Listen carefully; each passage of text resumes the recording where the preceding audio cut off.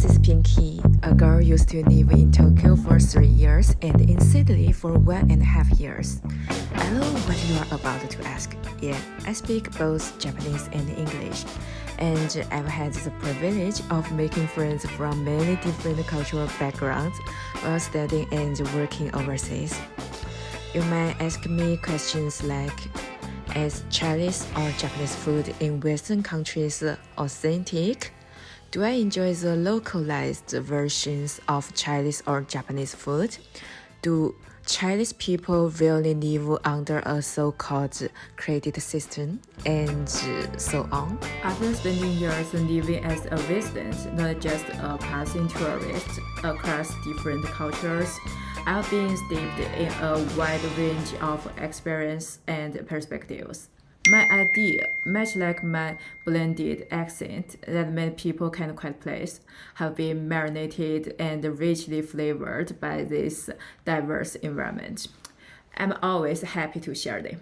Just be patient and open-minded enough to hear me. It's similar to a famous scene from Modern Family where Gloria says, "You don't know how smart I am in Spanish. I sometimes feel the same way." People tend to think that being a polyglot makes you smart or intelligent, but I have to admit that I feel like a less smart version of myself when I speak English or Japanese. To give you an analogy, when I was pursuing my master's degree in Australia, I started to realize what it must feel like to be a student struggling with studies. I found that I needed to read an essay or paper at least 3 times to understand the same content in English that I would have absorbed more quickly in Chinese.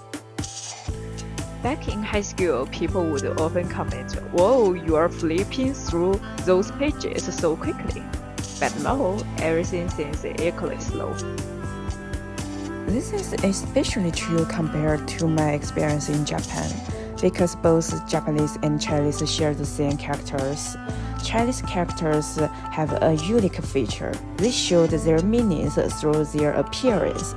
Even if I encounter a word I've never seen before, I can often guess its meaning with over 80% accuracy. In English, it's often hard to tell the connection between words just by looking at them. For example, there is no obvious link between grape and raisin. But in Chinese, the word for raisin literally means dried grape. It's the same with beef and cow. They seem unrelated in English, but in Chinese, the word for beef directly translates to cow meat. Here is another fun example. Take a look at the Chinese character for bone. Doesn't it look a bit like a skeleton? And when we look more closely at words for different parts of the skeleton, they are just as straightforward. For example, the word for skull in Chinese literally means head bone, and it's the same pattern for other bones too. Clear and easy to understand at a glance. This happens because English words often come from different linguistic roots, making them seem quite different, even if their meanings are closely related. On the other hand, German has a structure that is more similar to Chinese in this respect, where related words appear more visually connected.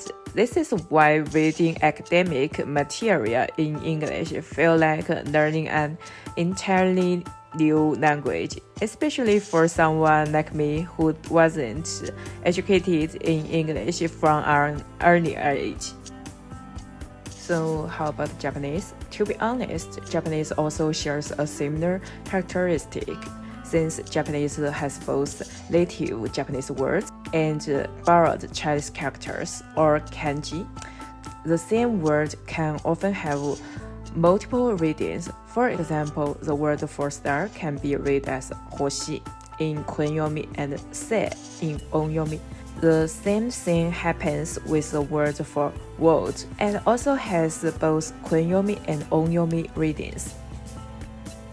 The different readings come from different linguistic sources, but both words share the same characters.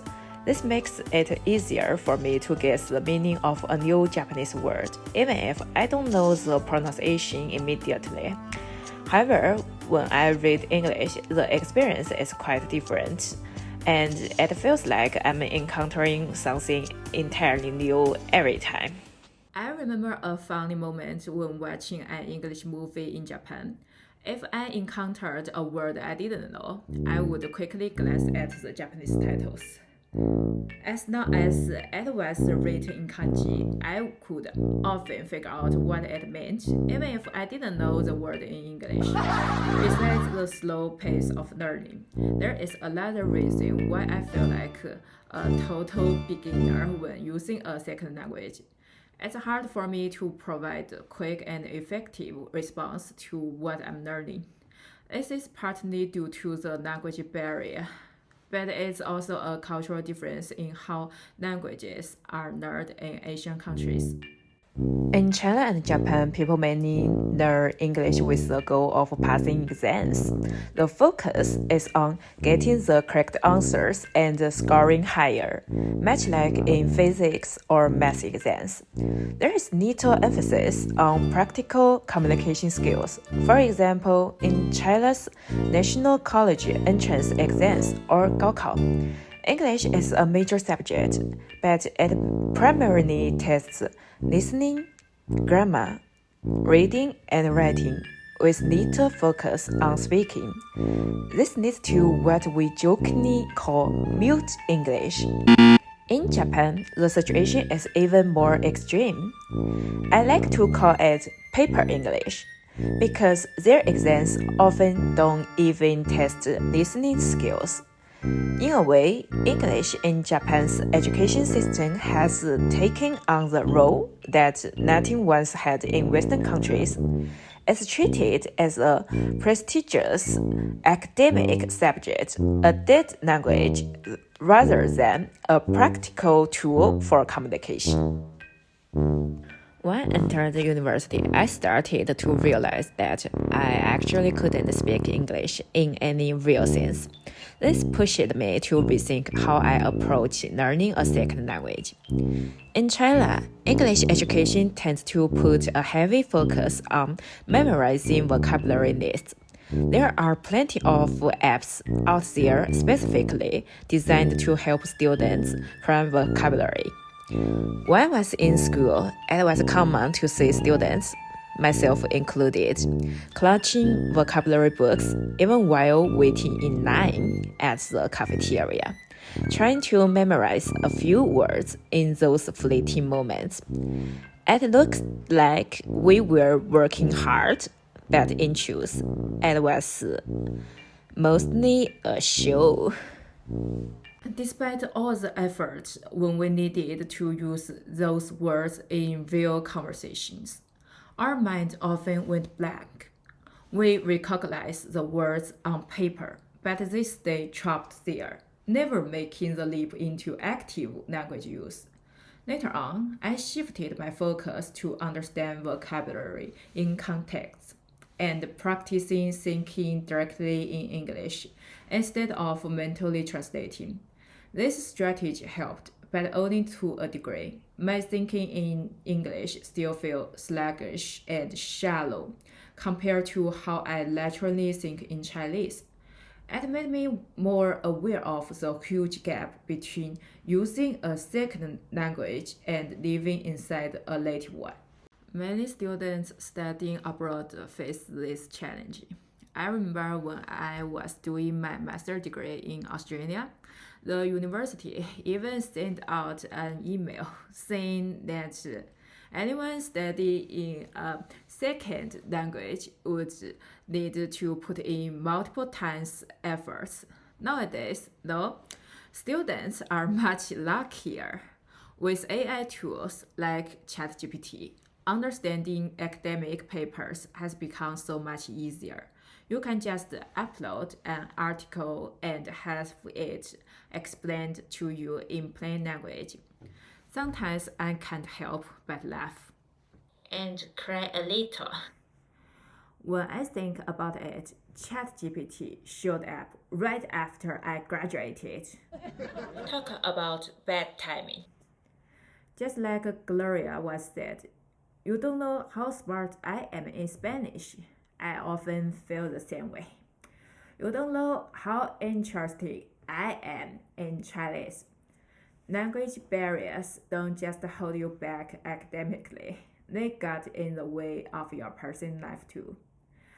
Professors don't know how smart I really am in Chinese, and my dates will probably never know how funny or interesting I am when the only language we share is English. In my own culture, humor is such a big part of a connection. We use memes, wordplay, and jokes to entertain each other. But when I'm speaking English, I'm just not that witty. And it feels like I'm trying to clamp up a tube in my brain to find the right file, only to realize it's missing.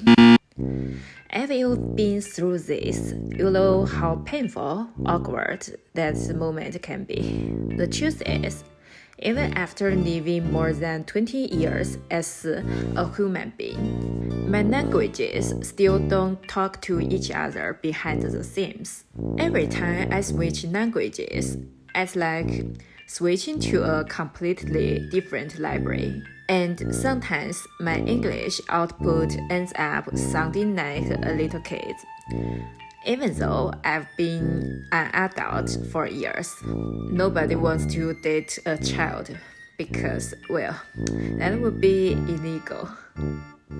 If anyone watching this has tips on how to actually sound funny in a second language, please drop them in the comments. I could really use some advice. I've thought a lot about how to overcome these language barriers. Maybe I need a parent talker, someone to teach me how to say the words, how to think more deeply.